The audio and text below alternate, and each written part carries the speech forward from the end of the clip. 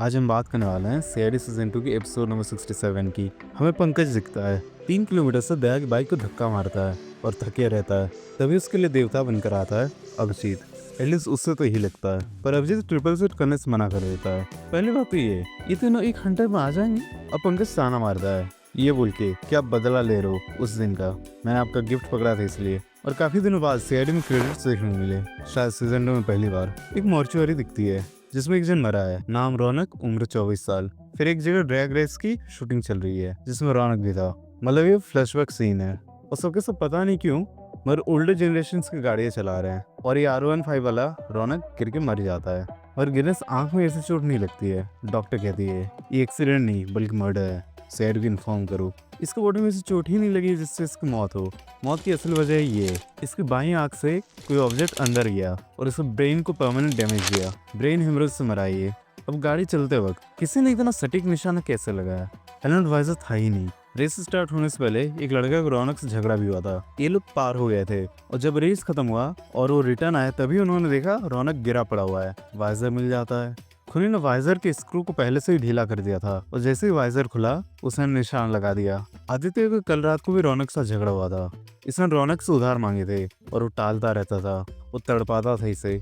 पैसे तो नहीं दिए, ऊपर से काम ही करवाता था। ये मिलता है एक छोटा सा बॉल, एक मेटेलिक बॉल जिसको गोली की तरह इस्तेमाल किया गया। रौनक ने इसको एक बोर्ड गेम दिया था, उससे भी ये बॉल थी। रोज निकाल के धो पोछ के पूजा करके वापस रख देते थे क्या? अभिजीत सर यार, इसमें से एक मेटल बॉल मिसिंग है, वही जो रौनक की आंख से मिली थी। अब सारा डाउट इस पर जाता है, वो सिरे से नकार देता है। ये रौनक के दोस्त इसलिए थे क्योंकि उसके पास पैसा था। 6 बाइक बुक की थी मगर 5 लोग रेस कर रहे थे। 6 था कौन? निखिल।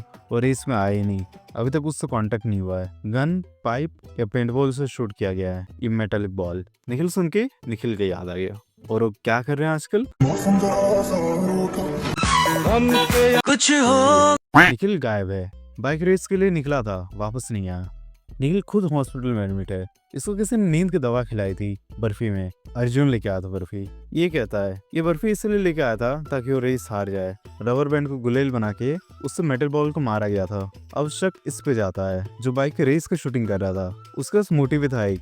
क्या मोटिव थी आगे पता चलेगा। ये रौनक पापा की कंपनी में काम करता था पर रौनक ने उसे निकलवा दिया था जब उसका प्रमोशन होने वाला था। रौनक के दोस्तों में कोई भी रौनक का दोस्त नहीं था, सबको प्रॉब्लम थी उससे। अब सैड वाले डेमोन्स्ट्रेट करते हैं।